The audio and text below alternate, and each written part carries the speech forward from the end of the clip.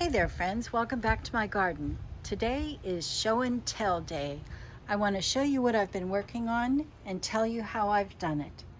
Remember that potting mixture I made up of the charcoal, the clay pebbles, and the lava rock? Well, the charcoal was put in there to make the water sweet, and the lava rock and the clay pebbles both can retain little moisture. So it was just enough of a nice mixture that I could use on orchids that were going to be sprayed with water every single morning.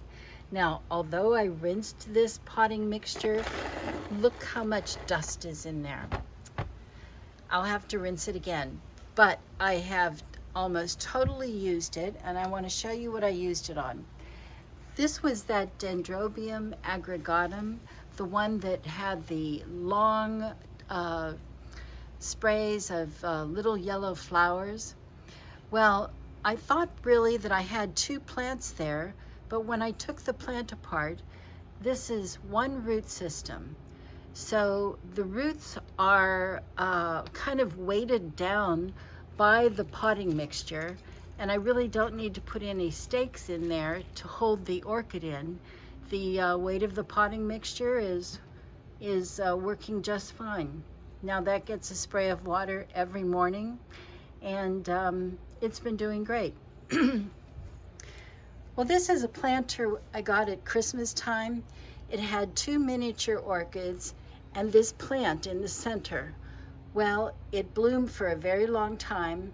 It was totally loaded with sphagnum moss. I took everything apart. This is dirt. Of course, I'm just going to put that in a pot because this little boat has no drainage hole at all. It was just for decoration. And the two little miniature orchids, I put in these pots. Now, this is going to hang like this. And the reason for that angle is this is the natural angle that this orchid grows at. And it does it in such a way that when it gets watered, no water collects in the centers of those leaves.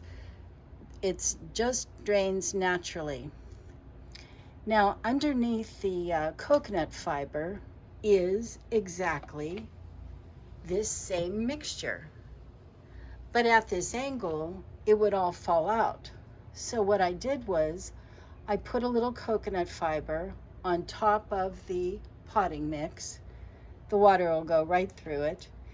And then I put a stake going across just to hold it in place. So I've got two of those.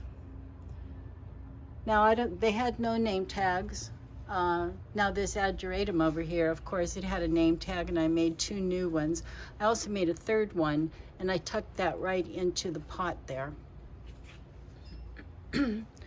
I also had a little Repotting auratum. Now what's pretty about this orchid is it gets a long hairy-like stem, and at the end of that stem, which is actually the flower stem, comes a little flower that fans out, and hence the name auratum. It's because it's like a little aura. So when it blooms, it's so pretty. Now, I wanted to mount it in this piece of teak. Well, this, it's not teak, I'm sorry, it's cypress. And the cypress is hollowed out, kind of like a boat. Well, I put the roots of the orchid right against the wood. And then in order to hold everything in place, I put some sphagnum moss on top of that. So it's almost dry now. It gets a little spray of water every morning. And as those roots grow, they will adhere to this wood. Now at the end, I just kind of added the coconut fiber just as a little bit of an organic look because I didn't want the sphagnum moss to spill out. So I did that on each end. Now when this is blooming and the sphagnum moss is all gone and all you have is orchid and wood, I'll bring that in the house and display it on a table. It'll be beautiful. Well, I promised to show you this Dendrobium secundum when it was in full bloom, and it is right now. It's also called a toothbrush orchid because all the little flowers just come off the stem in one direction, kind of like the bristles in a toothbrush.